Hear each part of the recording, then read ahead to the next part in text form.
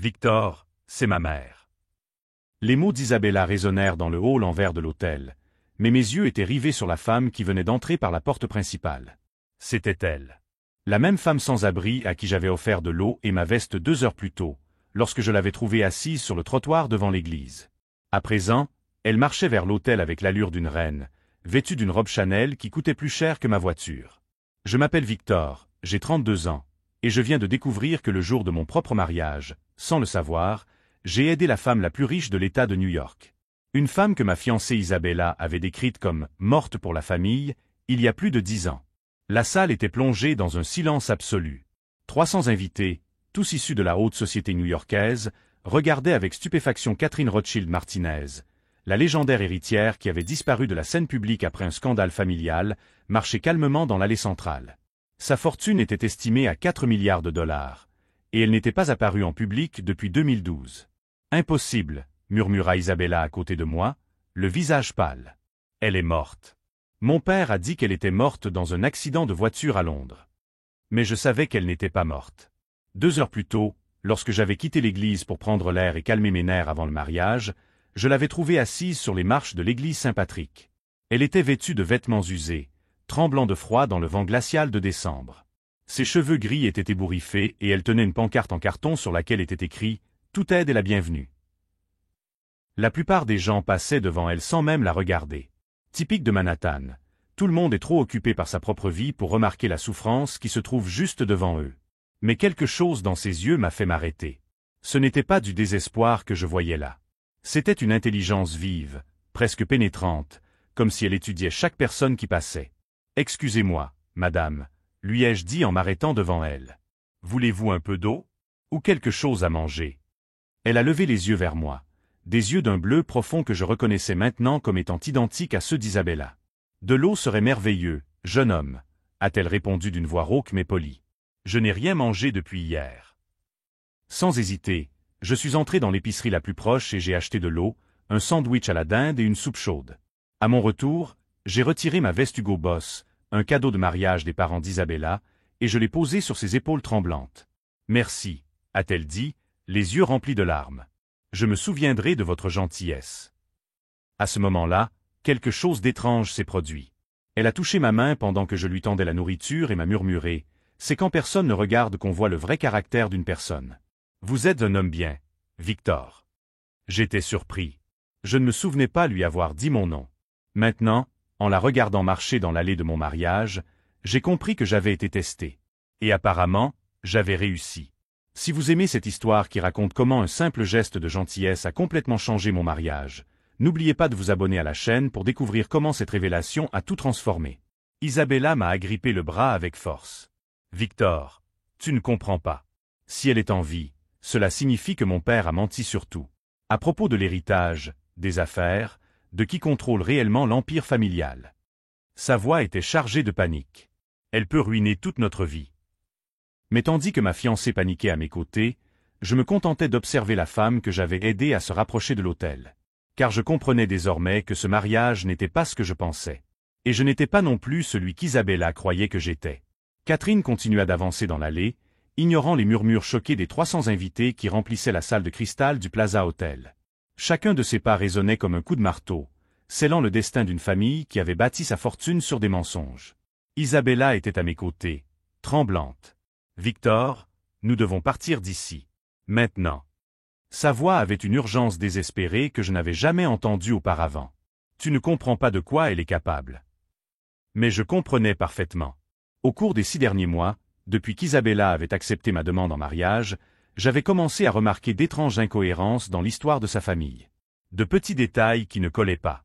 Comme le fait qu'Isabella changeait toujours de sujet lorsque je lui posais des questions sur sa mère.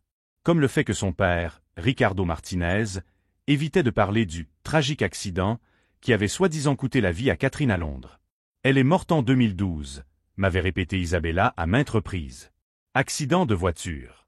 Très traumatisant pour la famille. S'il te plaît, n'en parle pas devant mon père. » Mais la femme qui marchait vers l'autel était bien vivante. Et à la façon dont tout le monde dans la salle la regardait, certains avec révérence, d'autres avec une peur absolue, il était clair que Catherine Rothschild Martinez était une légende que tout le monde connaissait, sauf moi. « Mesdames et messieurs, la voix de Catherine résonna dans la salle sans avoir besoin de micro. Sa présence imposait naturellement le silence. Je m'excuse d'interrompre cette célébration, mais je dois parler à mon gendre. Gendre. Le mot fit l'effet d'une bombe parmi les invités. Isabella me serra le bras si fort qu'elle me laissa des marques. « Victor, elle va détruire notre vie », murmura-t-elle désespérément. Mon père a tout construit après son départ. Les affaires, notre position sociale, tout. Si elle revient. C'est alors que j'ai compris la vérité dévastatrice. Isabella n'était pas seulement nerveuse à l'idée de rencontrer une belle-mère inattendue. Elle était terrifiée parce que toute la richesse de sa famille, le manoir dans les Hamptons, les voitures de luxe, les études à Princeton qu'elle avait payées, ce mariage extravagant au Plaza, tout avait été construit sur un mensonge. Catherine s'est arrêtée à environ 1 mètre de nous. De près, je pouvais voir que sous les vêtements élégants qu'elle portait maintenant, il y avait encore des traces de la femme vulnérable que j'avais rencontrée sur le trottoir. Mais il y avait autre chose, une intelligence aiguë qui tranchait comme un rasoir. « Isabella, ma chérie, » dit Catherine, la voix chargée d'une ironie glaciale. « Tu as tellement grandi depuis qu'ils m'ont forcé à partir. 15 ans, c'est long. 15 ans. Pas 10, comme Isabella l'avait toujours dit. Encore un mensonge. Maman, parvint à dire Isabella, d'une voix presque inaudible. Nous pensions que tu étais morte. » Catherine sourit, mais il n'y avait aucune chaleur dans ce sourire. Oui, j'imagine que Ricardo a répandu cette version. C'était beaucoup plus pratique pour lui de prendre le contrôle de l'héritage qui m'appartenait de droit. Beaucoup plus facile de vous expliquer pourquoi maman ne vous rendait jamais visite et ne vous appelait jamais. Le salon était plongé dans un silence absolu. Les 300 invités, l'élite de New York, observaient ce drame familial se dérouler comme une émission de télé-réalité en direct. Mais toi, Victor, Catherine se tourna vers moi, et ses yeux bleus brillèrent d'une approbation sincère. Tu m'as offert de l'eau quand j'avais soif. À manger quand j'avais faim. Ta veste quand j'avais froid. Sans savoir qui j'étais, sans rien attendre en retour. Isabella me regarda avec une horreur grandissante. Tu la connaissais avant? Quand? Il y a 2 heures, répondis-je d'une voix étrangement calme. Elle était assise devant l'église. J'ai pensé que c'était une femme sans abri qui avait besoin d'aide. Besoin d'aide, répéta Catherine en savourant ses mots. C'est intéressant comme la perspective change tout, n'est-ce pas? Pendant 15 ans, Ricardo m'a dit que la famille était mieux sans moi. Que j'étais instable, dangereuse, une honte pour le nom Martinez. Elle ouvrit un petit sac qu'elle portait et en sortit un document officiel. Imaginez ma surprise quand j'ai découvert, grâce à des détectives privés, que ma propre fille se mariait avec l'argent qui m'avait été volé. Le document tremblait dans les mains d'Isabella tandis qu'elle le lisait. C'était une ordonnance du tribunal, avec le sceau du tribunal de New York. Une ordonnance de saisie, expliqua Catherine calmement. Efficace immédiatement. Tous les comptes, propriétés et investissements au nom de Martinez sont gelés dans l'attente d'une enquête approfondie sur le détournement de succession. Isabella s'effondra. Littéralement. Ses jambes se dérobèrent sous elle et elle s'agrippa à ma chemise, les yeux remplis de larmes de panique. « Victor, je t'en prie. Tu dois m'aider. Je ne savais pas. Je te jure que je ne savais rien. » Mais elle savait. Je l'ai vu dans ses yeux. Peut-être pas les détails juridiques, mais elle avait toujours su que quelque chose clochait dans l'histoire de sa mère décédée. Et elle avait choisi de croire la version qui lui donnait accès à la fortune. « Où est ton père maintenant ?» ai-je demandé, ma voix plus froide que je ne le voulais. « Il n'a pas pu venir au mariage, » a balbutié Isabella. « Un voyage d'affaires urgent aux îles Caïmans. » Catherine a ri, un son sans humour. Comme c'est pratique. Les îles Caïmans, où il a transféré 2 millions de dollars de mon compte fiduciaire la semaine dernière. Mes avocats sont déjà là-bas, bien sûr. Toute la salle assistait à notre destruction en direct. Les chuchotements grandissaient comme des vagues. Des téléphones portables apparurent, enregistrant chaque seconde de ce scandale qui ferait la une de tous les journaux new-yorkais le lendemain. Mais tout à quoi je pouvais penser, c'était à la femme tremblant de froid que j'avais rencontrée 2 heures plus tôt. Une milliardaire qui avait été contrainte de vivre dans la rue pour échapper à une famille qui l'avait trahie et volée. Et à la femme que je croyais aimer, qui m'avait menti sur tout. Catherine m'a regardé avec ses yeux perçants. « Victor, tu as un choix à faire. Tu peux rester avec ma fille et couler avec cette imposture, ou tu peux te joindre à moi pour réparer 15 ans d'injustice. » Je regardais Isabella, qui s'accrochait toujours à ma chemise comme une enfant perdue. Puis je regardais Catherine, la femme qui avait testé mon caractère 2 heures plus tôt à mon insu. Le choix était évident. Mais ce qu'aucune d'elles ne savait, c'est que j'avais gardé quelque chose de notre conversation sur le trottoir. Quelque chose qui allait complètement changer le cours de cette histoire. La tension dans la salle était palpable. 300 invités de l'élite new-yorkaise assistaient en silence à la désintégration de l'une des familles les plus puissantes de la ville. Des téléphones portables enregistraient discrètement, sachant qu'ils étaient témoins de ce qui allait être le scandale de l'année. Catherine observa mon expression pensive et sourit. « Tu es en train de tout analyser, n'est-ce pas, Victor? Tu découvres tous les mensonges qu'Isabella et Ricardo ont racontés pendant leurs 2 années ensemble. » Isabella s'accrochait toujours à mon bras, ses doigts tremblants. « Victor, je t'en prie. Je peux tout expliquer. Mon père a dit que c'était pour notre protection. Qu'elle était devenue instable après la mort de mon grand-père et que... » Instable. Catherine rit, mais il n'y avait aucune trace d'humour dans sa voix. C'est intéressant comme ce mot revient dans toutes les versions de l'histoire que Ricardo a inventées.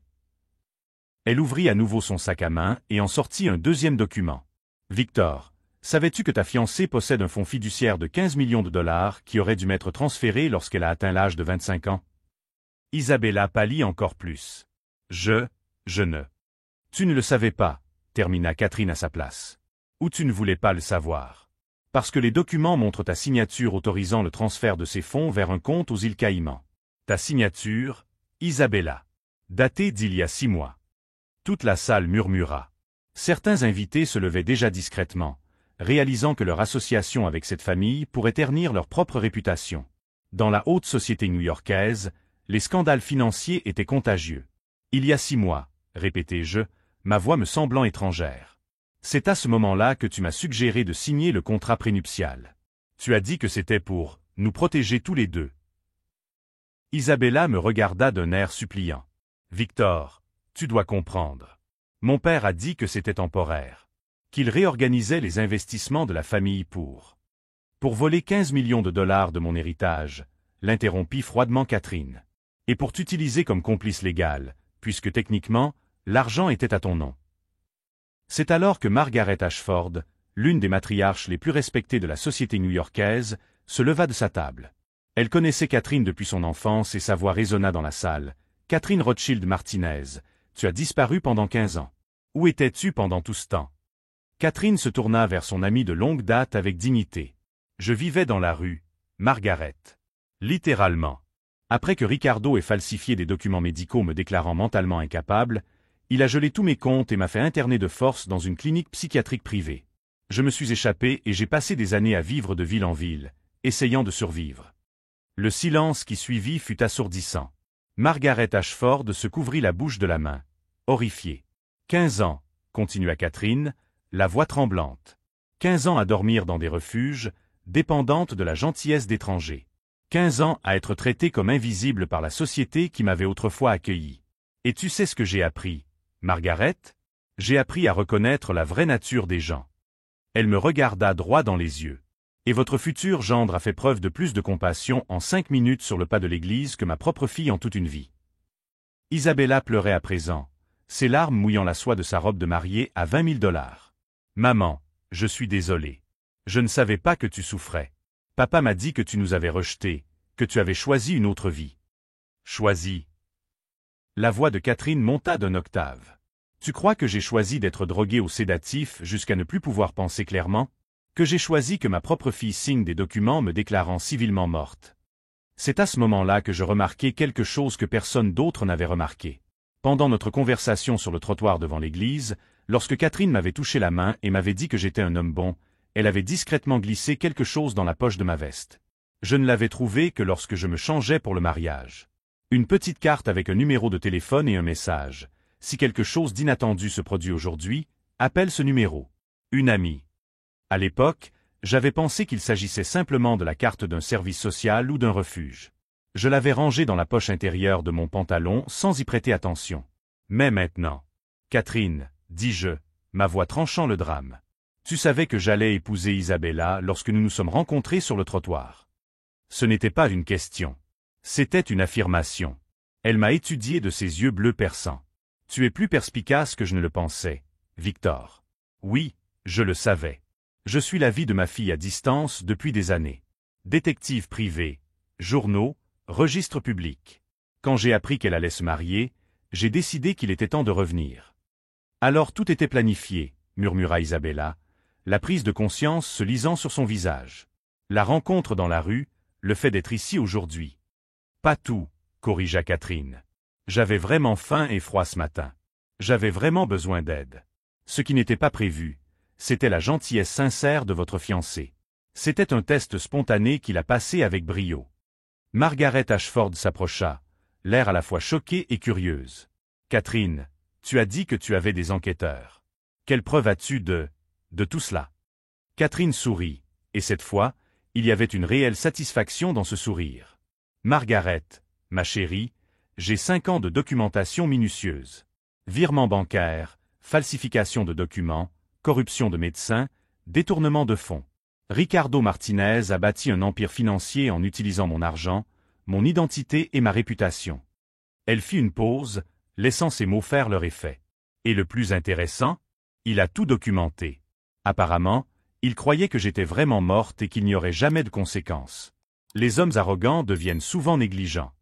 Isabella secouait frénétiquement la tête. Non, non, non. Ce n'est pas possible. Victor, nous pouvons partir d'ici. Nous pouvons aller en Europe, commencer une nouvelle vie. Avec quel argent? Demandai-je calmement. Si j'ai bien compris, toute la fortune de votre famille a été volée. Et vous avez participé au vol. Je ne savais pas, cria-t-elle, sa voix résonnant dans le salon.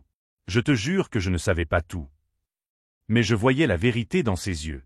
Elle ne connaissait peut-être pas tous les détails juridiques, mais elle savait qu'il y avait quelque chose qui clochait dans l'histoire de sa mère décédée.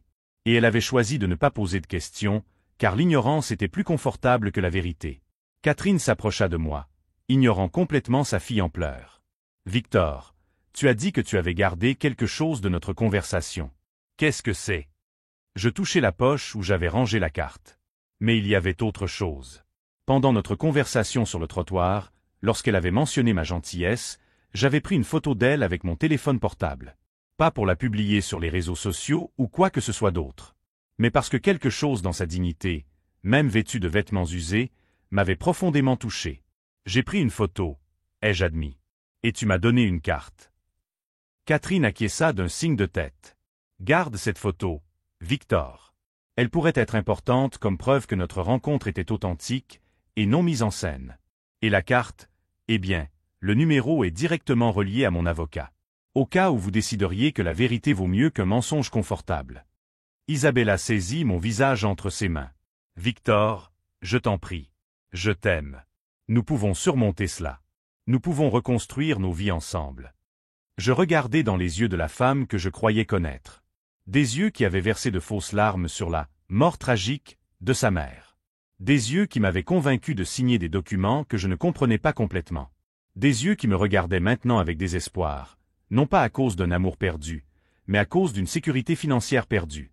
Isabella, dis-je doucement en retirant ses mains de mon visage. Tu m'as passé 2 ans à me dire que ta mère était morte. Qu'elle était morte dans un accident de voiture traumatisant. Tu m'as fait me sentir coupable de te poser des questions sur elle. Ma voix s'est durcie. Mais elle était vivante. Elle souffrait dans la rue pendant que tu dépensais l'argent qu'elle t'avait volé en robe de créateur et en dîner cher. Et tu le savais. Je ne savais pas, répéta-t-elle, mais sa voix sonnait creux à présent. Peut-être que tu ne connaissais pas tous les détails, concédai-je. Mais tu savais que quelque chose n'allait pas. Et tu as choisi de ne pas chercher à savoir parce que la vérité t'aurait dérangé. Catherine observait notre interaction avec un intérêt clinique. Victor, tu as un choix important à faire. Tu peux partir d'ici avec Isabella et essayer de construire une vie basée sur l'argent volé et les mensonges. Ou tu peux te joindre à moi pour réparer 15 ans d'injustice. J'ai regardé autour de moi dans la salle. Les 300 invités nous observaient comme si nous étions dans une émission de télé-réalité en direct. Isabella était dévastée, ses larmes maculant son maquillage coûteux. Catherine était calme, digne, attendant patiemment ma réponse. Mais il y avait quelque chose qu'aucune d'elles ne savait. Quelque chose que j'avais découvert sur la carte que Catherine avait glissée dans ma poche. Quelque chose qui allait complètement changer le cours de cette histoire. Avant de me décider, dis-je en sortant la carte de ma poche, j'ai une question à te poser, Catherine. Elle acquiesça, intriguée. Pourquoi le numéro sur cette carte est-il enregistré au nom de Victor Sterling? Le silence qui suivit fut absolu. Catherine cligna des yeux une fois, deux fois, comme si elle essayait de comprendre une information impossible. C'est impossible, murmura Isabella en regardant la carte dans ma main. Mais Catherine se mit à sourire. Un sourire lent, étonné, comme si un puzzle impossible était enfin en train de se résoudre. Sterling, répéta-t-elle lentement. Victor Sterling. Quel âge as-tu, Victor? 32 ans, répondis-je automatiquement. Et où es-tu né? À l'hôpital Mount Sinai. Le 9 décembre 1991. Catherine a couvert sa bouche de sa main, des larmes commençant à couler sur ses joues. Mon Dieu, a murmuré Margaret Ashford, comprenant avant nous tous. Catherine, tu n'avais pas qu'une seule fille, n'est-ce pas? Catherine a lentement secoué la tête, les yeux fixés sur moi. Ricardo ne m'a pas seulement volé mon argent et mon identité. Il m'a volé mes 2 enfants. Toute la salle resta silencieuse, tandis que la vérité la plus impossible se révélait. Je n'étais pas seulement le fiancé d'Isabella. J'étais le frère jumeau dont elle n'avait jamais soupçonné l'existence. Le silence dans la salle était absolu. 300 invités de l'élite new-yorkaise essayaient de comprendre l'impossibilité de ce qu'ils venaient d'entendre. Victor Sterling. Le frère jumeau d'Isabella Martinez. Séparé à la naissance par un père qui avait bâti son empire sur le mensonge et la manipulation. C'est impossible, murmura Isabella, ses mots brisant le silence comme du verre brisé.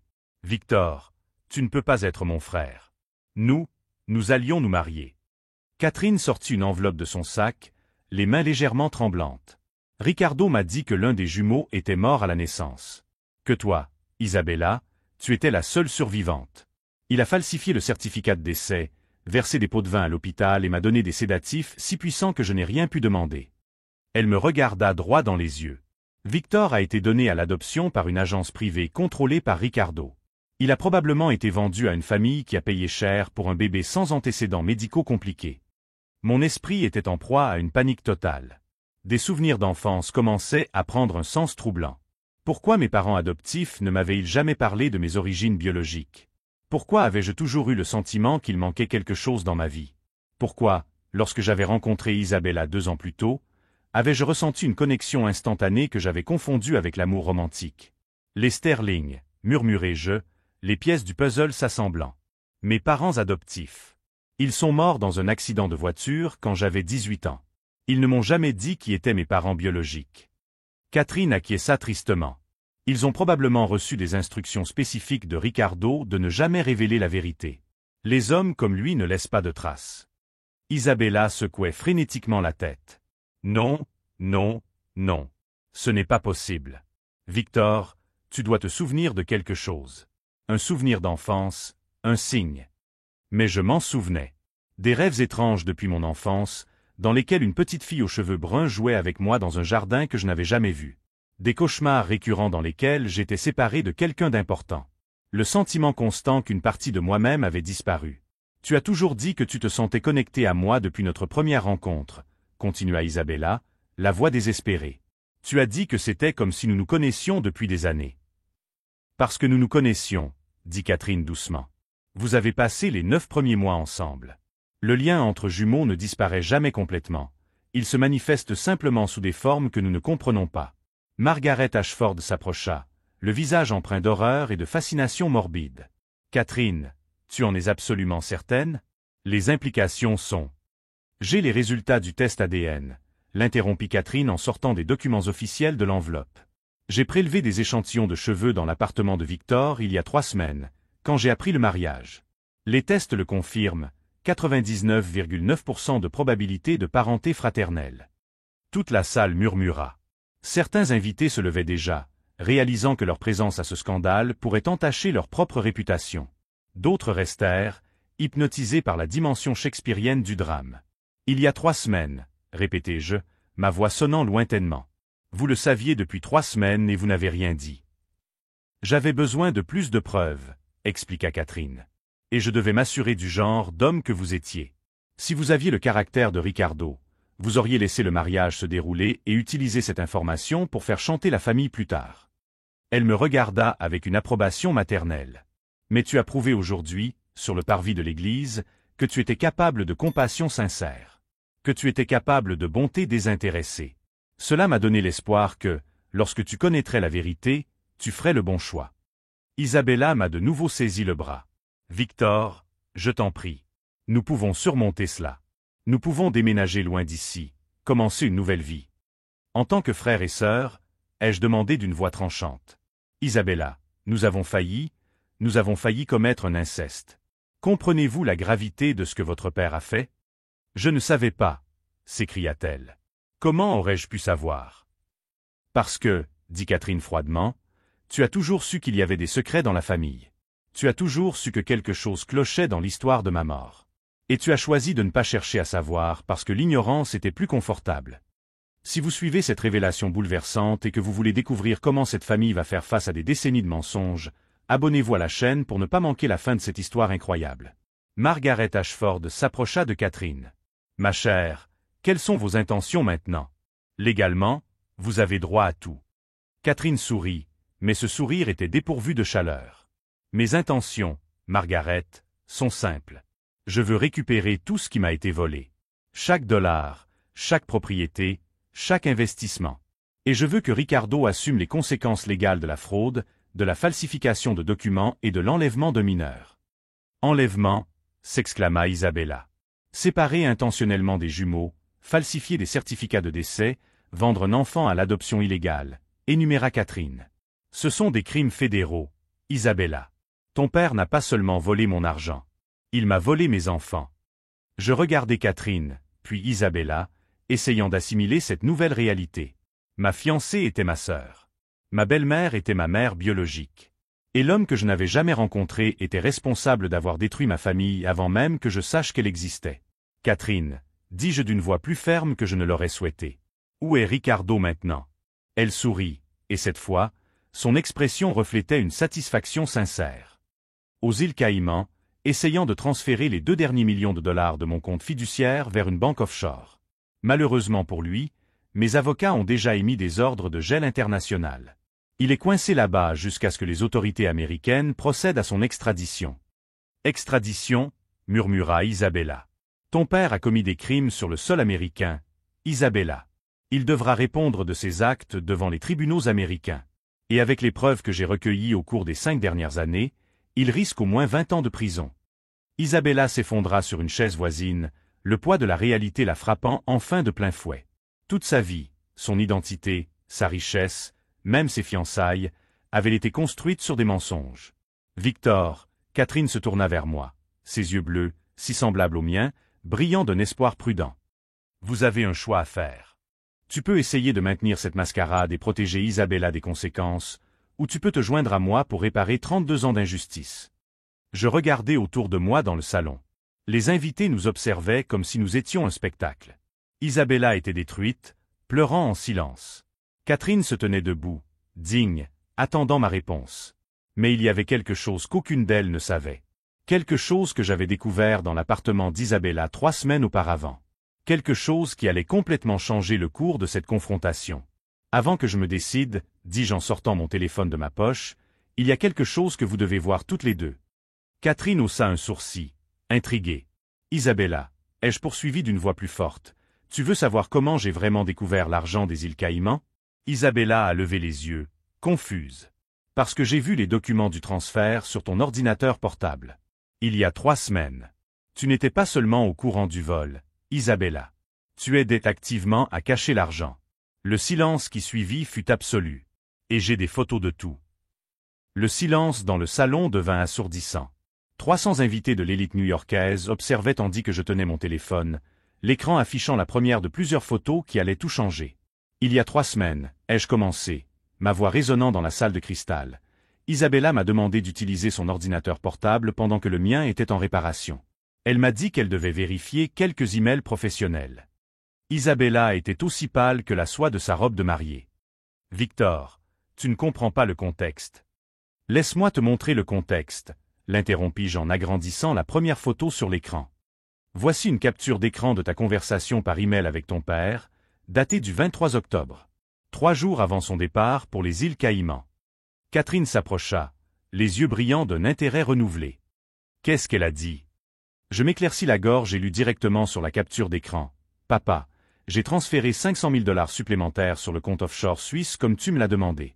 Victor ne se doute de rien. Il a signé tous les documents prénuptiaux sans les lire. Après le mariage, il sera impossible de remonter jusqu'à nous. Le murmure collectif des invités fut comme une vague déferlante.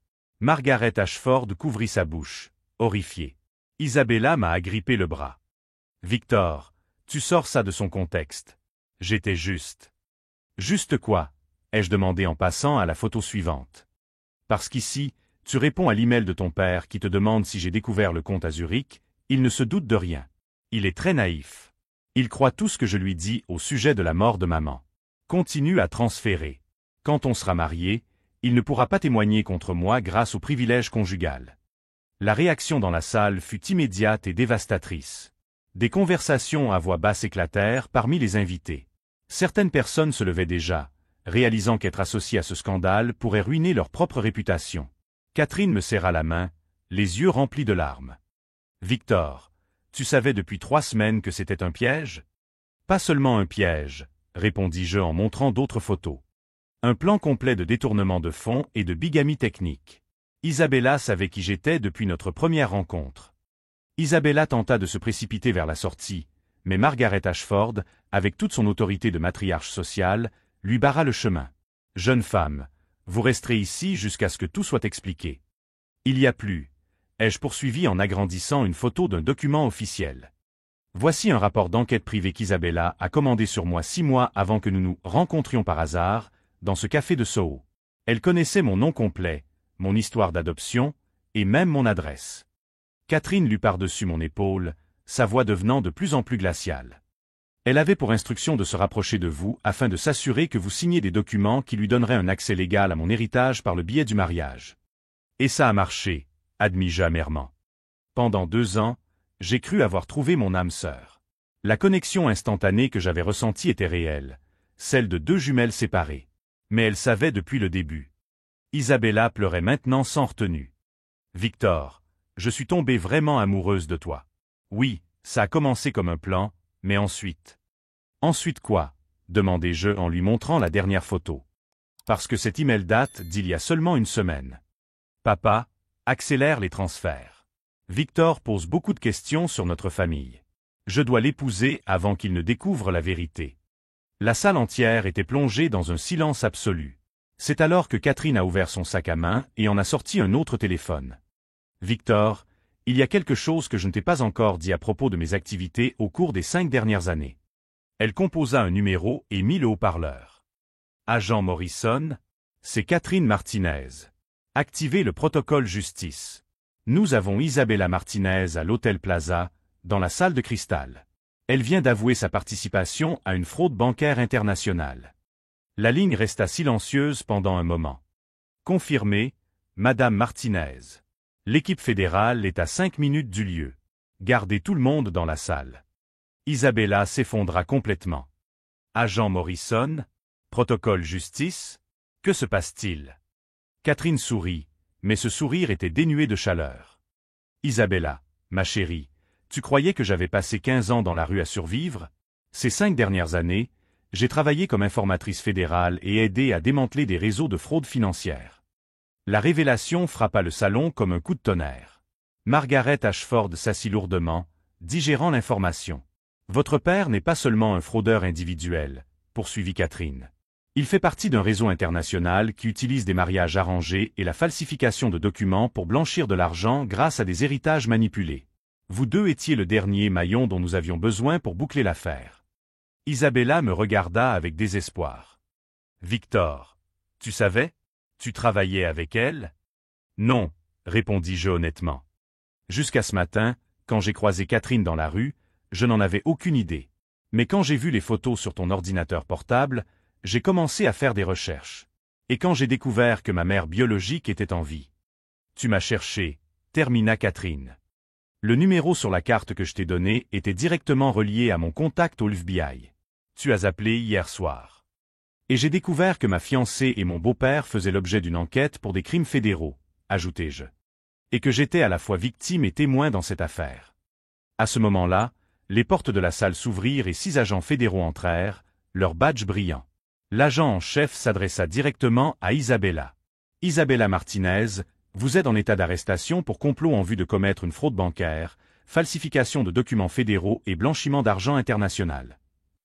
Pendant qu'il lui lisait ses droits, Isabella m'a regardé une dernière fois. « Victor, je t'en prie. Il doit y avoir quelque chose que nous pouvons faire. » J'ai regardé la femme que je croyais aimer, qui m'avait menti sur tout pendant 2 années entières. « Isabella, la seule chose que tu puisses faire maintenant, c'est de me dire la vérité sur une chose. » Elle a acquiescé désespérément. À ces moments où nous étions seuls, quand tu me disais que tu m'aimais, y avait-il une part de vérité dans tes paroles? Isabella me regarda dans les yeux, les larmes coulant sur son visage. Elle ouvrit la bouche pour répondre, mais ne parvint pas à articuler un mot.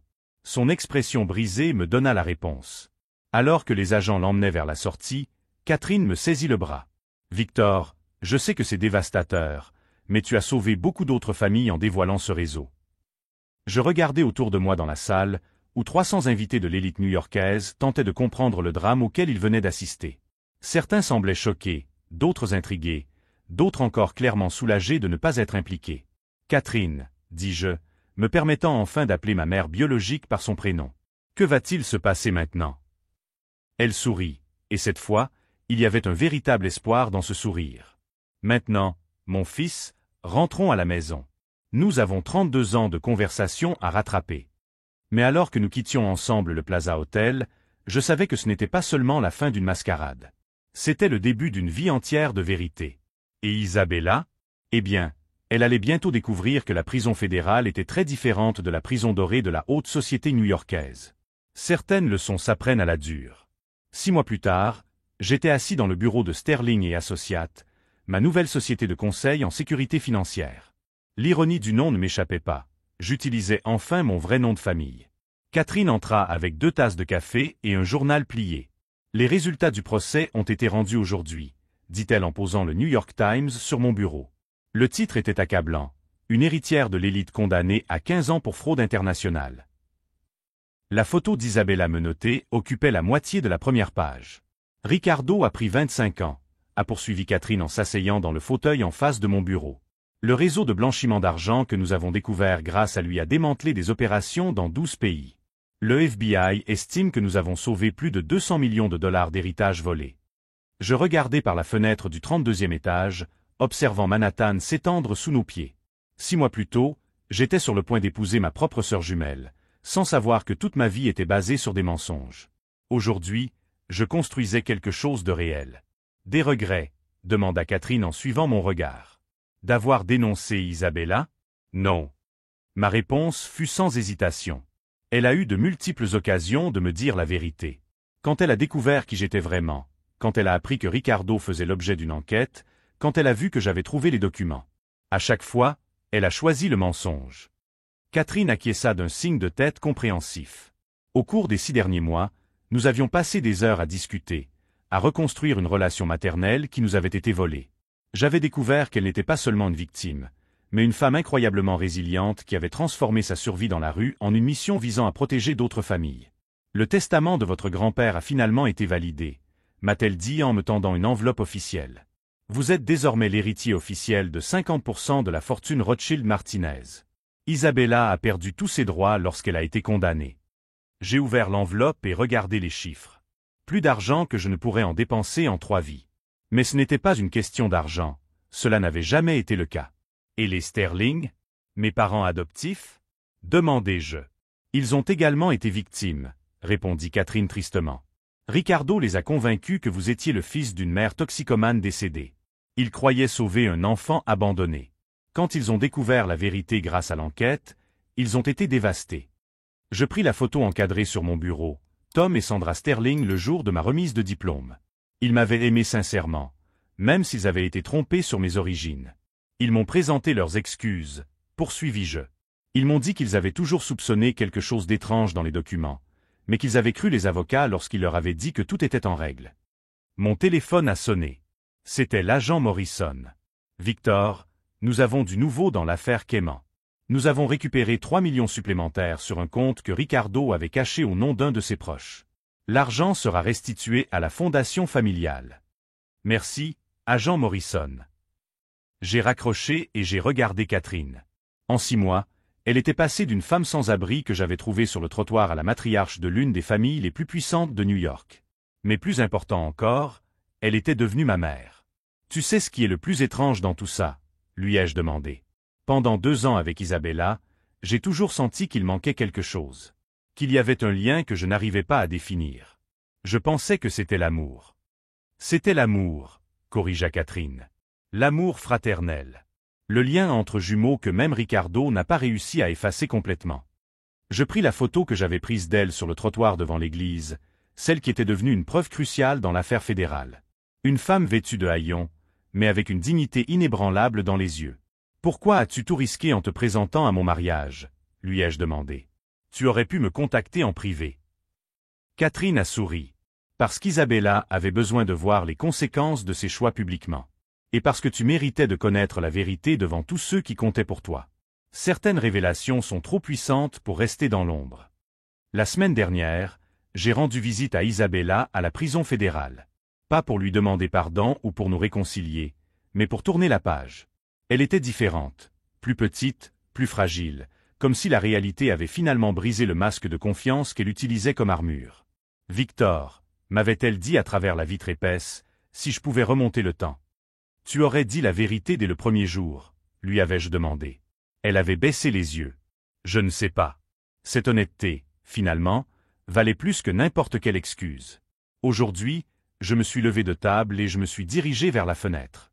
En bas, sur le trottoir où tout avait commencé, Catherine avait installé une petite plaque, à la mémoire de tous ceux qui étaient invisibles jusqu'à ce que quelqu'un choisisse de les voir. J'ai appris quelque chose d'important ce jour-là à l'église, ai-je dit à Catherine. La bonté n'est pas une question de récompense. C'est faire ce qui est juste quand personne ne regarde. Et tu as découvert que quelqu'un regarde toujours, a-t-elle répondu.